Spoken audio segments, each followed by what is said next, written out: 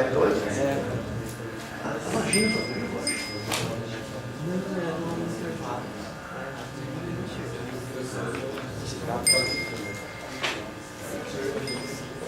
aí dói.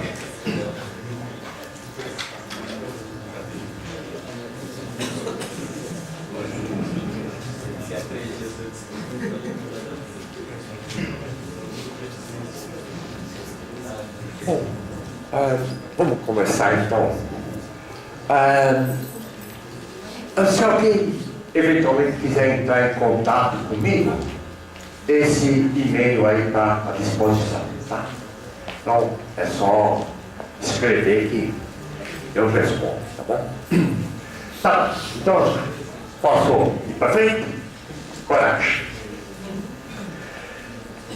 Nós tínhamos parado então na parte de órbitas dos planetas do Sistema Solar. Então, vamos lá, vamos continuar. Então, lembra que na maior parte das vezes, quando a gente representa a órbita dos planetas do Sistema Solar, a gente coloca o Sol aqui no meio e desenha as órbitas aqui em volta como se elas estivessem todas em um mesmo plano. Sabemos, na verdade, que essa é uma visão de topo e ela não dá ideia de perspectiva realmente. Se nós pudéssemos olhar meio inclinadinho aqui assim, a gente iria perceber, a gente ia poder perceber que se eu estou olhando realmente de perfil, eu tenho aqui o Sol, essa linha azul grossa aqui representa o plano da órbita da Terra em torno do Sol. E percebe que cada um desses planetas gira em torno do Sol numa órbita ligeiramente diferente, a inclinação, né? Ligeiramente diferente da órbita da Terra. Portanto, cada planeta tem a sua própria órbita, seu próprio plano orbital em torno do Sol. E aqui tem as inclinações. Então, percebe que as inclinações vão de Mercúrio, que tem uma inclinação razoavelmente grande, até uma inclinação zero da Terra, por definição, e percebe que todas as outras estão aí abaixo de 4 graus de inclinação. No caso do Plutão, né, que agora é planeta anão, a órbita tem uma inclinação de 17 graus. E essa era uma das razões pelas quais, há muito tempo já, a gente vinha imaginando que Plutão deveria ter alguma característica que o diferenciava bastante dos planetas tradicionais, mesmo porque a sua órbita era realmente muito inclinada, muito mais inclinada do que de todos os outros planetas. Esse foi um dos motivos pelos quais depois houve a reclassificação de Plutão como planeta anão. Muito bom. Uma outra coisa é que, imagina que está aqui o Sol, está aqui a órbita da Terra e aqui está o planeta. O planeta pode não estar nessa órbita, né, como nós vimos, e ainda tem uma outra coisa. Tem aqui um eixo de rotação dele, e esse eixo de rotação raramente é perpendicular ao plano da eclíptica. Assim como o da Terra também não é perpendicular. Lembra que o da Terra forma cerca de 23 graus e meio com a direção da perpendicular ao plano da eclíptica. Então, lembra que o eixo de rotação da Terra forma um ângulo de 23 graus e meio aqui. E os demais planetas também têm essas inclinações. Então, bom, Mercúrio tem uma inclinação muito pequenininha, quer dizer, o eixo de rotação de Mercúrio está quase que aqui. Júpiter também é pequenininho. Agora, olha só, a inclinação, o da Terra é mais ou menos 23 graus que nós falamos, mas é que de Vênus é 177 graus. Quer dizer, o norte está aqui para baixo, 177 graus. E é exatamente porque, ao invés de o norte estar para cá, está aqui para baixo, é que o planeta Vênus gira em torno do seu eixo no sentido oposto a de todos os outros planetas, de quase todos os outros planetas. E a mesma coisa acontece com Urano. Pois é que Urano tem uma inclinação de 98 graus. Na verdade, 98 graus, o eixo de inclinação dele está quase que paralelo ao plano da eclíptica. Mas como está um pouquinho mais do que 90 graus, significa que ele está um pouco para baixo. Então, para todos os efeitos, ele gira no sentido oposto aos planetas normais. E Plutão também está com o eixo para baixo. Plutão é planeta. Muito bom. Vamos falar então agora especificamente de cada planeta. Vamos começar com o planeta Mercúrio. Bom, essa é uma foto da superfície do planeta Mercúrio. Percebe que está cheio de crateras. Cratera tem uma ampliação de uma regiãozinha. E essas crateras, segundo os especialistas em planetologia, essas crateras são, a maior parte delas, de origem de impactos. Então, meteoritos que incidiram em Mercúrio durante o seu processo de formação e mesmo depois que já estava formado. E existem indícios que ainda hoje, de vez em quando, algum deles batem.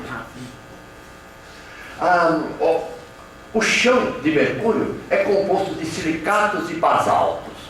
Silicato e basalto significa que, se você estiver em Mercúrio e olhar para o chão, é chão do mesmo jeito como aqui na Terra.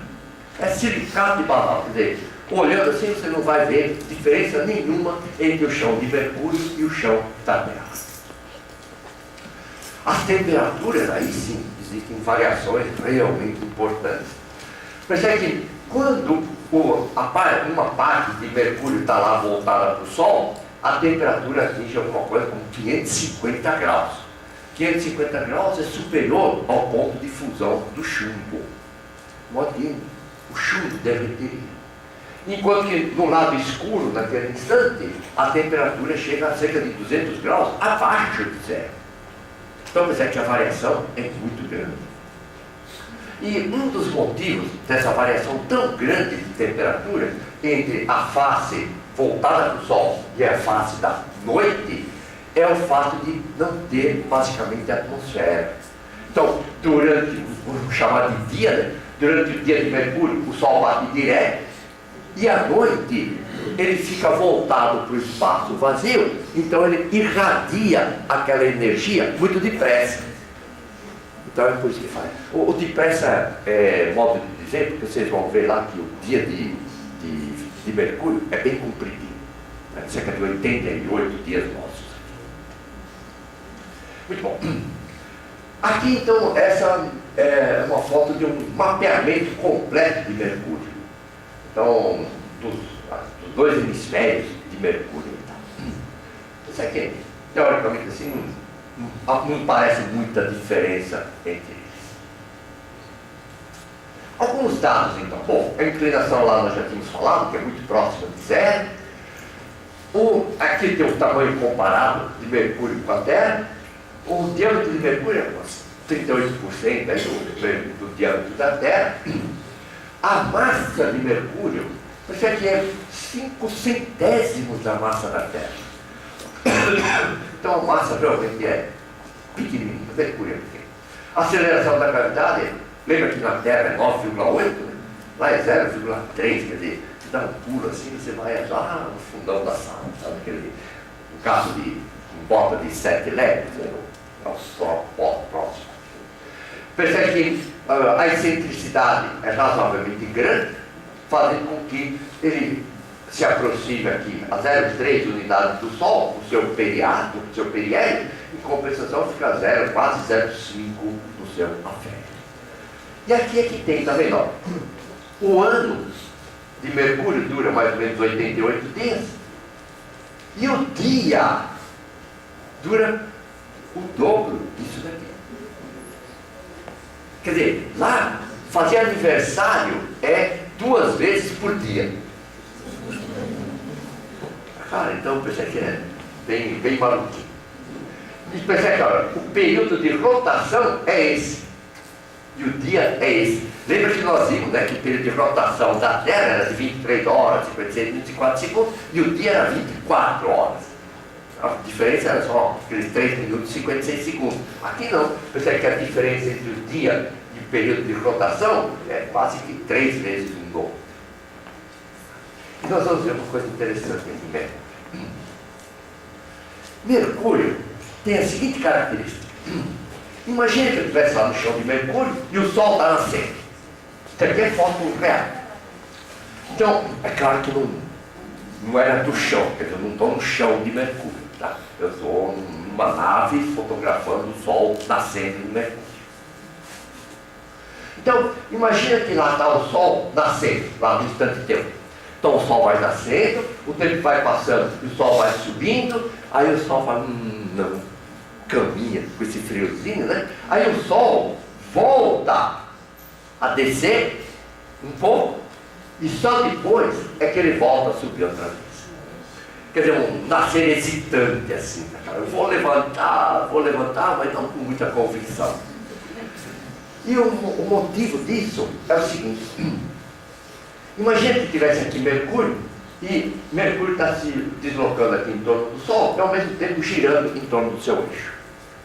O problema é que, em média, a velocidade de translação, velocidade angular, né, de translação de Mercúrio é mais ou menos 4 graus por dia. Um pouquinho mais do que 4 graus por dia. Enquanto que a velocidade de rotação, percebe que é da ordem de 6 graus por dia. Um pouquinho mais do que 6 graus por dia. O problema é que, percebe que a velocidade de rotação é mais ou menos uniforme, não muda. Mas a velocidade de translação, lembra que depende lá da lei das áreas do Newton Kepler. Então, quando o planeta está aqui pertinho do Sol, ele anda rapidinho. Enquanto que, quando ele está longe do Sol, ele anda devagar. Então, percebe que como aqui ele está perto do Sol, ele anda rápido. Portanto, ele anda com uma velocidade maior do que essa velocidade média. Ele anda com uma velocidade da ordem de 6,3 graus por dia. Percebe que a velocidade de translação é maior do que a de rotação. Pouquinho só, mas é maior. Então, o que acontece? Quando chega aqui num certo ponto, imagina nesse ponto aqui, né, o Sol estaria para nascer. Só que nesse pontinho aqui, como ele está bem pertinho do Sol, o Mercúrio se desloca rapidinho para cá. Então ele se desloca rapidinho e o horizonte dele, o horizonte da pessoa está aqui assim, ele se desloca rapidinho e o Sol aparentemente volta a descer.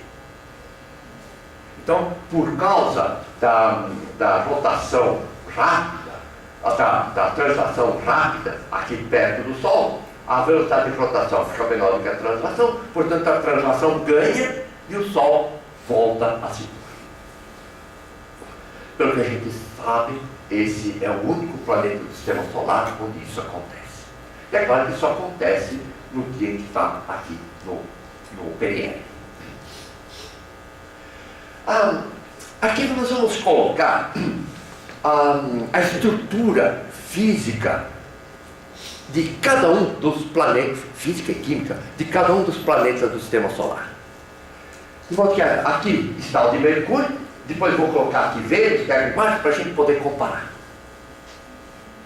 Então, Mercúrio tem uma crosta rochosa, como a nossa, tem um manto, basicamente igual ao nosso, e tem um núcleo, basicamente de ferro líquido. Nisso ele distingue-se do nosso planeta, uma vez que no nosso o núcleo é de ferro, cobalto e níquel sólidos. Mas lá não, lá é líquido. Muito bom.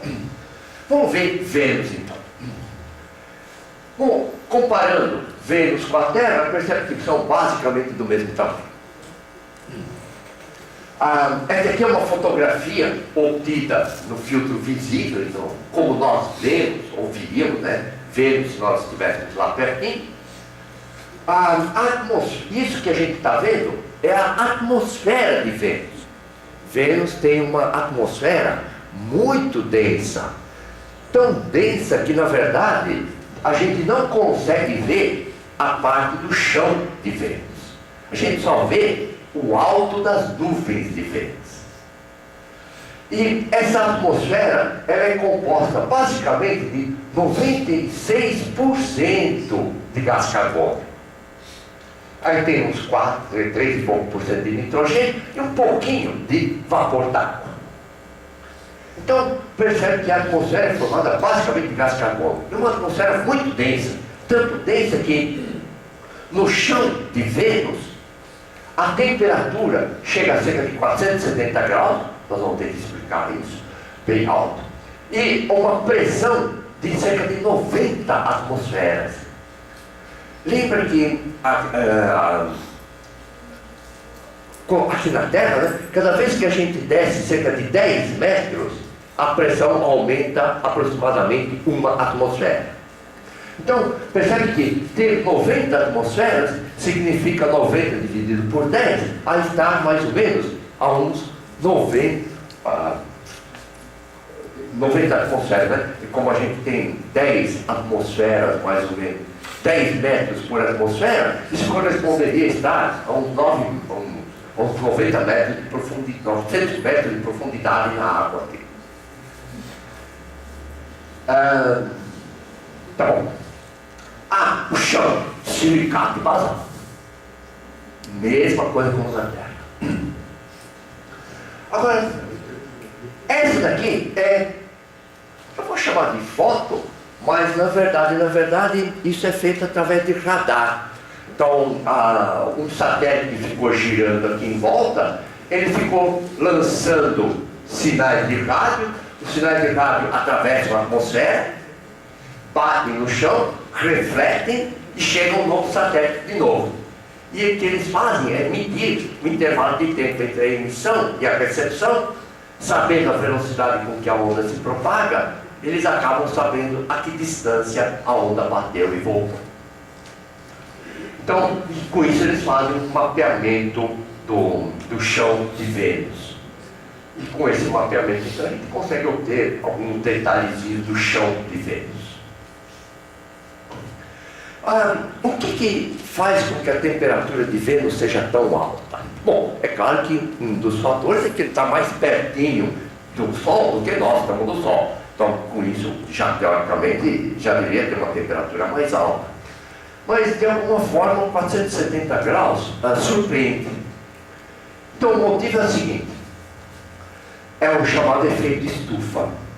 O que é o efeito estufa que a gente conhece aqui na Terra? Não o efeito estufa da atmosfera, mas o efeito estufa original. Bom, a estufa é uma casinha com telhado de vidro. E no telhado de vidro ele tem a seguinte característica: quando vem luz e calor, a luz passa, mas o calor não. O vidro não deixa passar o calor. É quando eu falo, que coisa estranha, né? Então como é que fica quente aqui dentro? Acontece que a luz que passa bate nas superfícies e acaba se transformando parcialmente em calor. E é este calor gerado da transformação da luz é que não consegue mais sair do vidro. E do mesmo jeito que o calor não entrava, não consegue sair. Como a luz continua entrando, o calor aqui dentro vai aumentando e, portanto, então, aqui eu tenho mais quente do que lá fora. Bom, o gás carbônico funciona exatamente do mesmo jeito como um telhado de vidro. De tal forma que, quando eu tenho aqui o chão de Vênus e aqui a atmosfera de Vênus, rica em gás carbônico, lembra? 96,4%. O que acontece é que a luz do Sol chega, bate aqui, o calor do Sol não consegue entrar. Em compensação, a luz bate no chão, esquenta o chão, e o calor gerado não consegue sair. Fazendo então com que a região aqui da atmosfera de Vênus fique bem aquecida. E o mais interessante é que, como o calor não consegue sair, isso aqui fica aquecido de forma mais ou menos uniforme ao longo de todo o dia, do dia de Vênus. Então, não importa se é dia ou noite, a temperatura é basicamente a mesma. Bom, então Vênus é mais ou menos do mesmo tamanho. Lembra que nós falamos, né, que ele gira no sentido oposto ao da Terra, né? A Terra gira para cá, a Vênus gira para cá. A excentricidade da órbita é muito pequenininha, de modo que é quase que circular outra vez. A massa é mais ou menos parecida com a Terra, A aceleração da gravidade também, né, meio parecida com a da Terra. 0,87 da Terra, 87% da Terra. O ano tem mais ou menos 224 dias. E, bom, tá vendo? A rotação é de 243 dias. E o dia é de menos 117, onde o menos indica que está girando no sentido oposto. Percebe aqui outra vez, está vendo? A rotação é mais comprida do que o ano. Percebe que isso aconteceu tanto em Mercúrio como em Vênus, quer dizer, rotação é mais comprida do que o ano. Percebe que um motivo para isso é que, como está muito perto do Sol, os efeitos de marés foram muito importantes e foram fazendo com que o movimento de rotação fosse diminuindo rapidamente. A velocidade de rotação, e é por isso que o dia ficou comprido para cá. Bom, vamos colocar aqui então a estrutura de Vênus.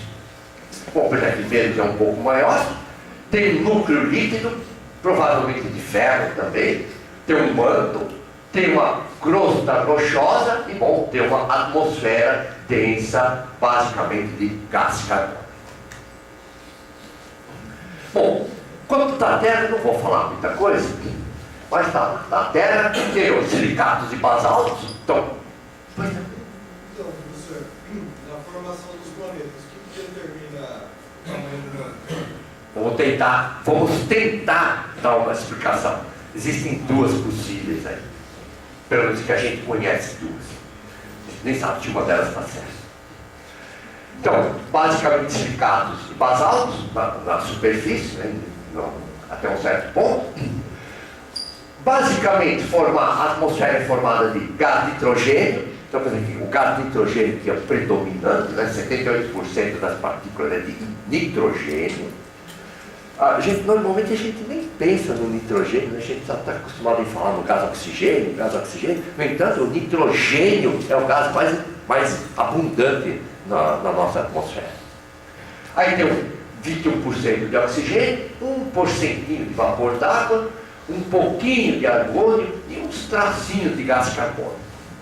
Eu falo, como? Está aumentando o gás carbônico, está aumentando, mas ainda assim é muito pequeno quando comparado com o resto. Só que o efeito é importante. Bom, daí tem o diâmetro lá da Terra, de quase 13 mil quilômetros, a massa é aquele valor numérico lá enorme, nem sei falar como se fala, a aceleração da gravidade, mais de 9,8 metros por segundo, a rotação de 23 horas e 46 minutos e 4 segundos, a excentricidade, por isso é que é bem pequenininha, que demonstra que essa órbita pode ser considerada quase que circular. Bom, o ano lá tem mais ou menos 365 dias. Bom, a estrutura interna da Terra, essa eu coloquei aqui separado, porque é importante a gente saber. Então tem a crosta. Essa crosta, ela varia em espessura. Ela pode variar entre 20 e 50 quilômetros. Então você que a crosta pode ter grossuras bem diferentes. Onde tem mar, essa crosta pode chegar a ter só 5 quilômetros. Então, bastante estreita. A densidade é mais ou menos 3 gramas por centímetro cúbico aqui nessa parte da crosta, no chão, que a gente está acostumado. O manto tem uns 2.900 quilômetros, 3.000 quilômetros mais ou menos, formado basicamente de silicatos, por isso que a gente fala lá, os basaltos e os silicatos. Aí tem o núcleo. Só que o núcleo é dividido em duas partes. Um núcleo líquido, de uns 2.000 quilômetros mais ou menos, onde predomina o níquel e o ferro, na forma líquida, com uma densidade aí de 9, de 11 gramas por centímetro cúbico, e um núcleo central sólido, de mais ou menos uns 1.000 quilômetros de raio. Então, aqui nós temos basicamente ferro, cobalto e níquel na forma sólida. Isso daqui, percebe que não é um sólido como nós conhecemos, mas é que na verdade é um líquido sob altíssima pressão, que acaba tendo um comportamento como se fosse um sólido. Então por isso que a gente costuma dizer que bom, é um sólido. Então vamos colocar ao lado de Mercúrio, Vênus, vamos colocar a estrutura da Terra. Então pensa aqui, um pouquinho maior que Vênus, a atmosfera, diferentemente de Vênus, tem uma atmosfera mais rica em gás hidrogênio, gás carbônico é muito pouco. Então tem lá a crosta, aqui tem o núcleo, sólido e líquido, e o manto. Ainda a gente pode dividir em dois, eu não vou entrar nesse detalhe por enquanto. Por enquanto eu vou chamar só de manto. Bom, a Terra tem uma coisa que os outros dois não tinham, que é um satélite. A Lua, percebe que a massa da Lua é cerca de 80 vezes menor do que a massa da Terra. O diâmetro é alguma coisa aí próxima a 1/4 do diâmetro da Terra. E a distância aqui em escala, né, se eu botar a Terra com 1 centímetro, imagina uma bolinha de gude, a Lua seria uma ervilha lá, mais ou menos 3 milímetros, colocado mais ou menos a uns 30 centímetros da Terra. Então, essa seria uma representação razoável da escala. Um monte de crateras, basicamente crateras de impacto, e algumas regiões mais escuras aqui, que são chamadas, na época não se sabia o que era, como era uma coloração diferente, passaram a chamar de mares. Então, mares. Não são os mares lá na superfície da Lua. O interior basicamente silicatos e basaltos, como a Terra, tem um pouquinho de atmosfera, mas do ponto de vista prático é desprezível. Tem, bom, a face que a gente vê, essa face que a gente vê, ela possui uma quantidade grande de mares, como nós já vimos. A face que a gente não vê aqui da Terra, basicamente não tem mares, está vendo? Aqui não tem mar. Tem um monte de crateras, mas mar não tem. Tem aí uma coisinha aqui assim, mas muito pouco. Hoje a gente sabe que, na verdade, a diferença entre isso que é mar e isso que não é mar, a região de crateras, é que essa região de crateras é uma matéria velha, enquanto que a região dos mares é uma matéria mais nova. Vou falar de outro jeito. Essa é uma matéria que se solidificou há muito tempo, e essa aqui é uma matéria que se solidificou mais recentemente. Nós vamos ver por quê. Para frente. Então, desse monte de crateras, será quando é que se formaram essas crateras? Bom, em primeiro lugar, a idade da Lua é muito parecida com a idade da Terra. Inclusive, nós vamos ver que existem indícios de que a Terra e a Lua, algum tempo atrás, estavam juntas, formando um corpo só. E aí veio um terceiro, bateu e separou entre Terra e Lua. Então, imagina que aqui seja a idade atual, e aqui é 4,6 bilhões de anos atrás.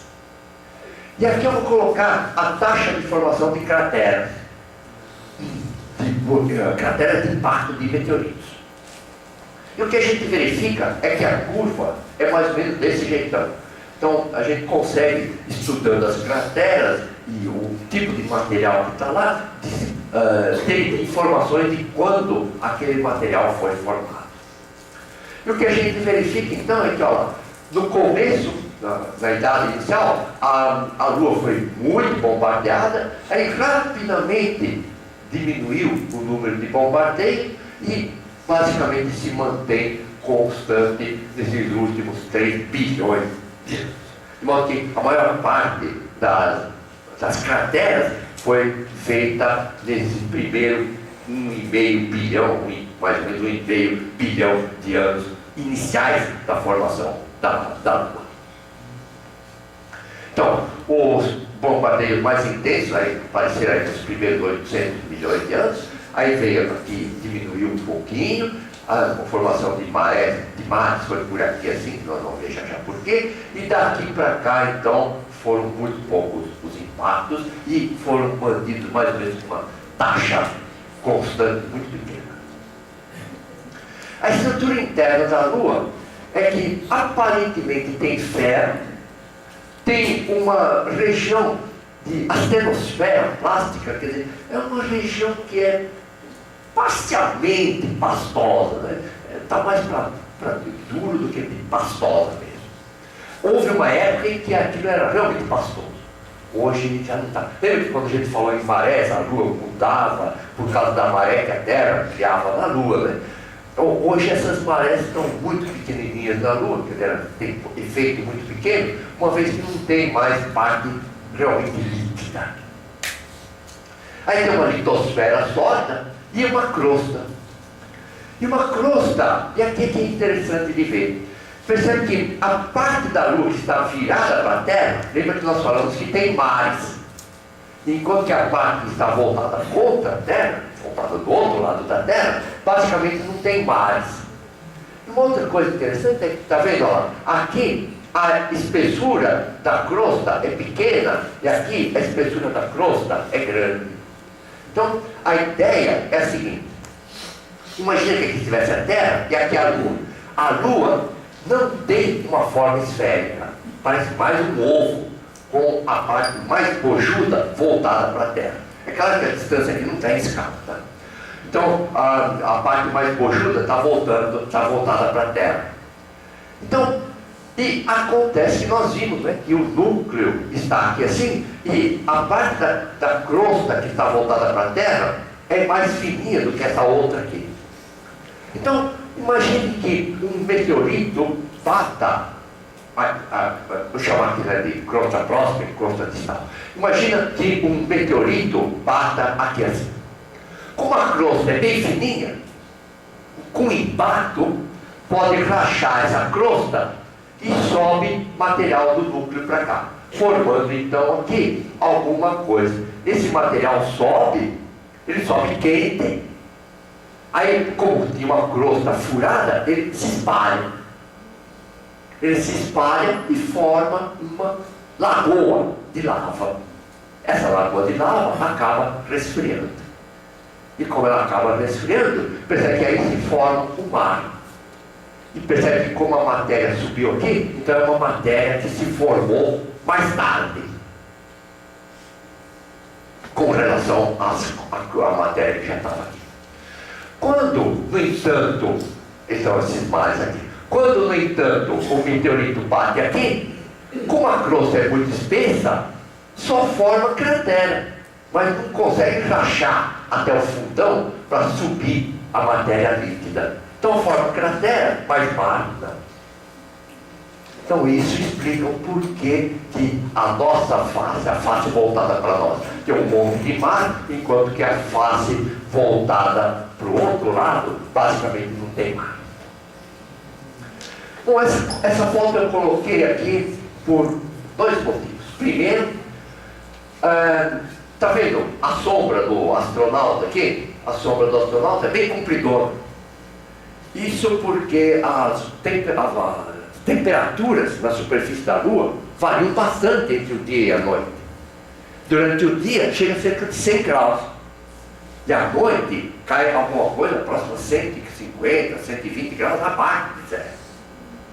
Então a variação é muito drástica. De tal forma que quando os astronautas vão para descer na Lua, eles não vão ao meio-dia lunar. Ao meio-dia lá, lunar deles lá, né? Porque é muito quente. Também não vão de noite, porque é muito frio.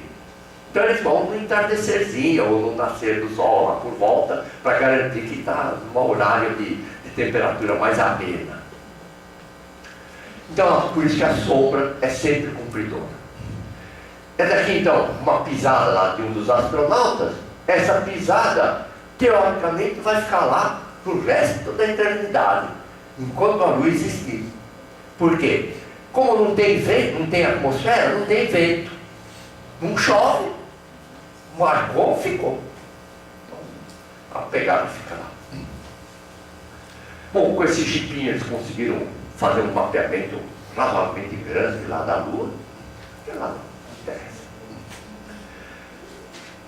Então, uma das coisas, por exemplo, que mostra cabalmente que eles estiveram lá, é que eles trouxeram um monte de pedras, várias centenas de quilos de pedras, e desses centenas de quilos de pedras, quando a gente faz a avaliação, a gente percebe que A composição química é a mesma composição química dos materiais que tem aqui na Terra, mas as estruturas são ligeiramente diferentes. Então os cristais são de formato diferente do que aqui na Terra. Por quê? Porque os mesmos materiais foram prensados sob pressões e temperaturas diferentes. Bom, aí eu vou passar para Marte. Bom, Marte tem um monte de crateras, que dizem, a maior parte delas são crateras de impactos, mas existem muitas crateras de origem vulcânica. Mas não se conhece nenhum vulcão em atividade atualmente. A composição química, silicatos e basaltos, as temperaturas variam bastante. Então, quando é dia, chega a ser cerca de 20 graus. Até que é bem confortável, certo? Melhor do que aqui hoje. Mas à noite, em compensação, 140 graus abaixo de zero. Aí é frio pra cachorro. A atmosfera, muito tempo, um milésimo da atmosfera da Terra, é formada basicamente de gás carbônico. Tem dois satélites pequenininhos, fogos de dentro, as pedras de 28 km, 16 km de diâmetro. Coisinha chuva. O chão, então, uma foto, que é foto mesmo do chão, com uma cratera. Aí é essa cratera, mas é uma cratera que persegue. Uma parte é uma cratera de vulcão, mas depois dentro daquela cratera de vulcão ainda bateu um meteorito. Aí é uma meteoritada dentro da cratera de um vulcão. E percebe que esse vulcão aqui é altinho, sabe? Uma vista aqui de lado, ele chama Monte Olympus, tem cerca de 26 quilômetros de altura. Esses 26 quilômetros de altura significa que é muito maior do que qualquer montanha que tem aqui na Terra. Bom, se a gente levar em conta, por exemplo, os 11 quilômetros de profundidade do mar, se secasse o mar 11 quilômetros e mais uns 9 quilômetros lá de Monte Everest, aí já daria quase 20 quilômetros de nível também, tá? Mas aqui ainda é mais, é 26 quilômetros de altura. E aqui, daqui até aqui, tem mais ou menos uns 500 quilômetros. Então, montanha razoável.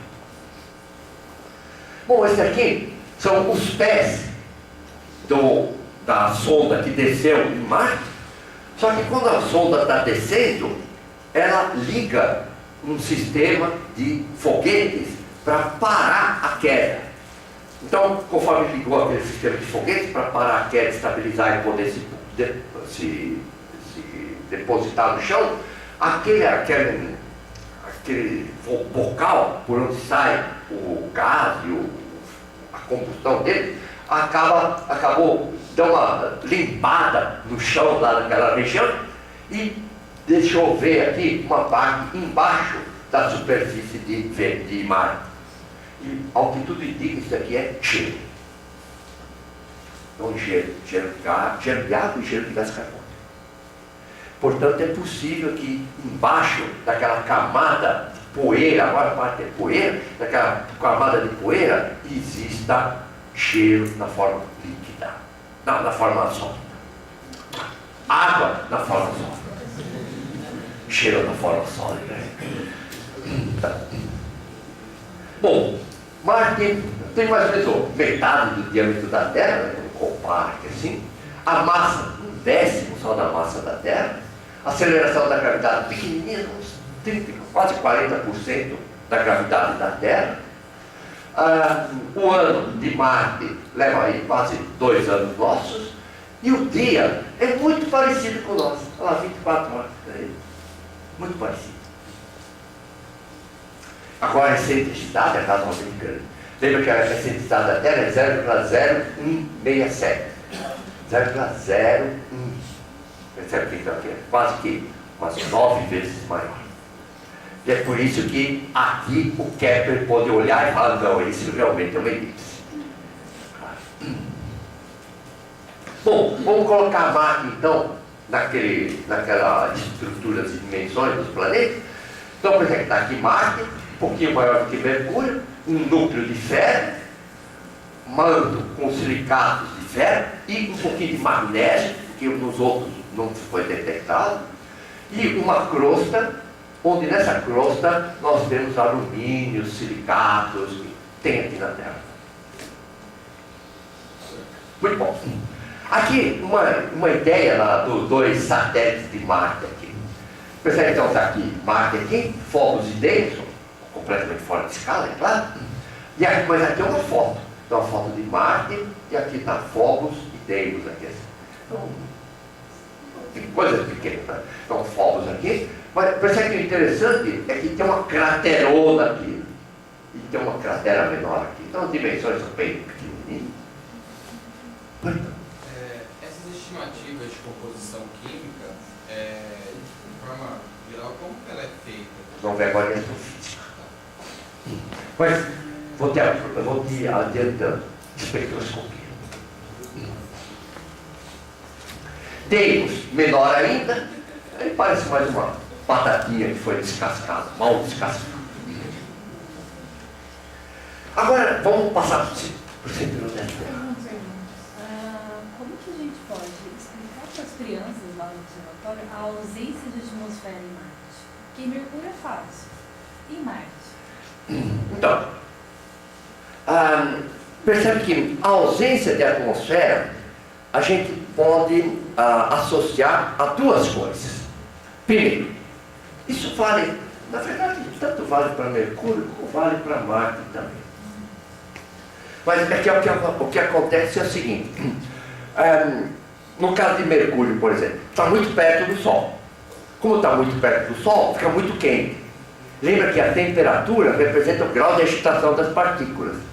Então, as partículas do gás que estavam lá se aqueceram tanto que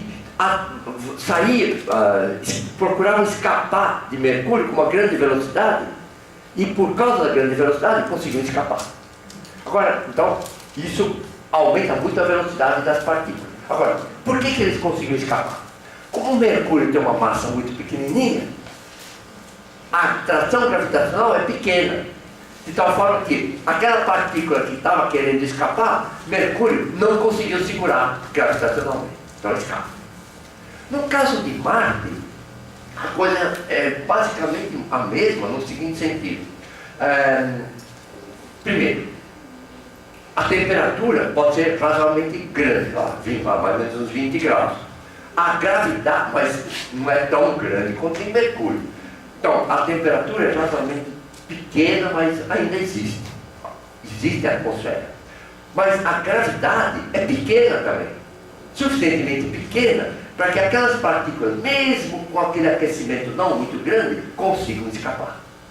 Aquelas que não conseguiram escapar, acabaram ficando lá na forma de gás carbônico ainda hoje.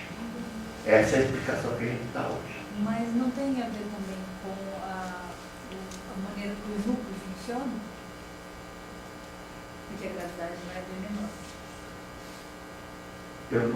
Eu acho que eu não entendi a sua pergunta. Qual a correlação com... O núcleo de Marte não funciona mais como o nosso de Vênus. Você diz que não funciona mais do ponto de vista que não tem movimentos para criar um campo magnético. Isso. O campo magnético não influi tanto assim. Porque pensa que o campo magnético ele influi se os gases que estivessem lá fossem gases altamente ionizados. Porque aí sim, quando o átomo está ionizado, ele é uma carga elétrica livre. Então, quando é uma carga elétrica livre, então os campos magnéticos oferecem algum tipo de influência importante. Agora, quando é um átomo neutro, o campo magnético não flui muito. E no caso de Marte, por exemplo, eu não tenho basicamente cargas elétricas livres. É só gás carbônico, quer dizer, é CO2 de carga elétrica zero. Então os campos magnéticos não influem. Em Mercúrio também, o campo magnético basicamente não teria influência, uma vez que a temperatura não é suficientemente grande para ionizar aqueles materiais que eventualmente existiram lá naquele passado. Então, os campos magnéticos não seriam um empecilho para a fuga dessas partículas. Muito bom. Então, no cinturão de asteroides. Então, tá aqui, ó. Percebe? Eu não estou nos limites do sistema solar. Então, eu não estou lá na região daquela casca de Oum e nem na região de Kuiper. Nós estamos entre Marte e Júpiter. Então tá, o Sol, aí tem aqui Mercúrio, Vênus, a Terra aqui, esse último azul aqui é a órbita de Marte e esse aqui é a órbita de Júpiter. Então percebe que cada pontinho desse aqui representa um asteroide com um tamanho suficientemente grande para que ele pudesse ter sido já detectado e de alguma forma calculado o seu tamanho para poder colocar ele. Então percebe que tem um monte deles. A gente conhece alguns milhares, mas provavelmente existam milhões. Milhões de tamanho razoável, pode ser que existam bilhões de pedaços pequenininhos. E percebe que na órbita de Júpiter mesmo, na mesma órbita, tem um monte deles aqui e tem um monte deles aqui. Um enxamezinho. Conforme Júpiter vem vindo para cá, esse daqui vai na frente e esse daqui vem vindo atrás. Então, esses que vêm atrás aqui costumam ser chamados de asteroides troianos, ou tronchanos, cada um fala de um jeito. E esses daqui são os gregônios. Então, são os gregônios. Os gregônios vão na frente e os troianos vêm por trás de Júpiter. E vão seguindo na mesma órbita. Isso daqui, no começo não se sabia porquê, inclusive não tinha explicação, até que mais para frente, principalmente através do trabalho de um francês chamado Poincaré, eles acabaram descobrindo que, na verdade, esse grupo aqui e esse grupo aqui está numa região chamada de pontos de Lagrange. Esses pontos de Lagrange são pontos onde a gravidade combinada dos diversos corpos envolvidos, no caso Júpiter e o Sol principalmente, faz com que esses corpos aqui, quando eles querem sair daqui, o Sol puxa de volta, e quando eles querem ir para lá, Júpiter puxa de volta. De modo que eles ficam confinados num daqueles pontos de Lagrange. Nós vamos falar mais para frente que existem 5 pontos de Lagrange. E esse daqui, esses dois, são 2 deles. Inclusive, em um deles é onde provavelmente vai ser colocado o telescópio James West, que vai ser lançado pelos Estados Unidos. Nós vamos falar. Na própria órbita da Terra tem um trojano, que nós vamos falar. Bom, aí tem um grupo de Hildas aqui, e bom, tem um monte deles aí.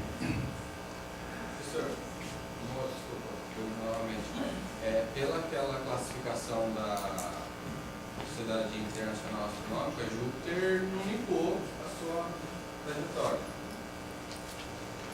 Você tem toda a razão. Então, não seria um planeta naquela classificação. Tem toda a razão.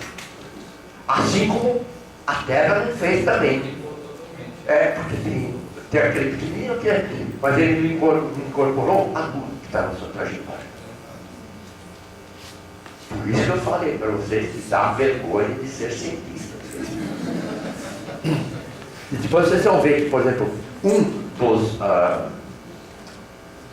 anões, planetas anões, cuja definição também deve ter a forma mais ou menos esférica, é tudo menos uma esfera.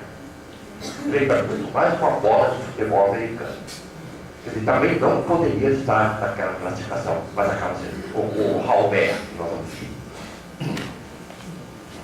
Bom, um dos maiores asteroides lá daquela região é um chamado Vesta. Então, ele foi descoberto assim, né? Ele foi descoberto nessa região aqui assim, na constelação aqui do Leão, e tiraram uma foto e saiu isso daqui. Desculpa, saiu isso daqui. Cerca de 2 dias depois, tiraram outra foto daquela mesma região e percebe que aquilo desapareceu daqui. Em compensação, aqui, onde não tinha nada, apareceu. Opa! Isso daqui andou daqui para cá. Aí determinaram a distância e verificaram que, bom, era um asteroide. Bom, aqui é a foto de alguns asteroides, né? Alguns são bem grandes, por exemplo, aqui do Teste, ele tem 132 quilômetros. Ele percebe um asteroide razoável. 132 quilômetros, mais do que daqui até Botucatu. Então, é chão. E tem uns outros aqui menorzinhos e tudo. E tem esse daqui. Vamos ver esse daqui. É o Ida. Esse asteroide aqui, bom, parece uma batata, né? Acho que eu vou comer batata hoje. É a segunda vez que eu falo em batata hoje. Então, tá aqui, um asteroide, mais ou menos no formato de uma batata, com 55 quilômetros, mais ou menos. E o interessante desse asteroide é que, girando junto com ele, tem um asteroidinho aqui.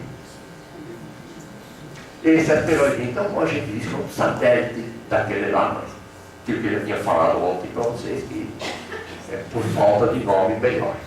Então ele fica girando aqui em volta, mais ou menos a uns 100 quilômetros. Né?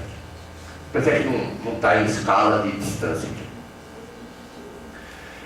Existem fortes evidências, né, de que ele foi, esse Ida aqui, foi o resultado da quebra de um asteroide ainda maior, uma vez que existem outros asteroides com características de constituição física e química muito parecida com esse. Então imagina-se que há cerca de 1 bilhão de anos atrás, um asteroide maior quebrou. E pode ter quebrado através de efeitos de maré.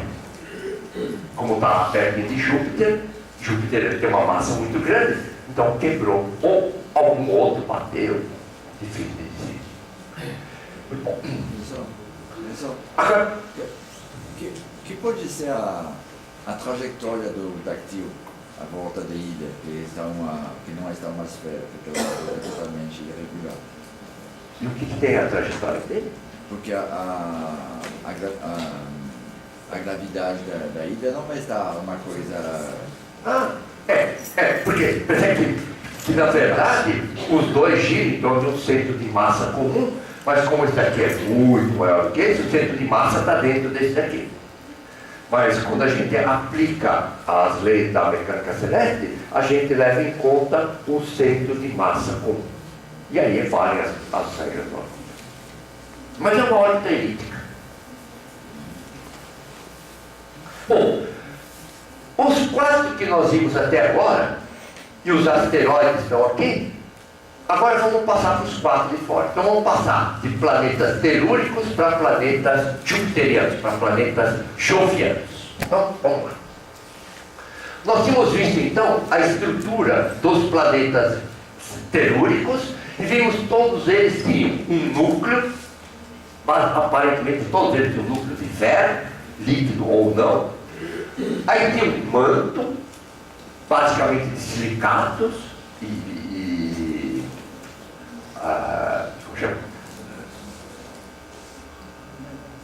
como é que é o nome do outro lá?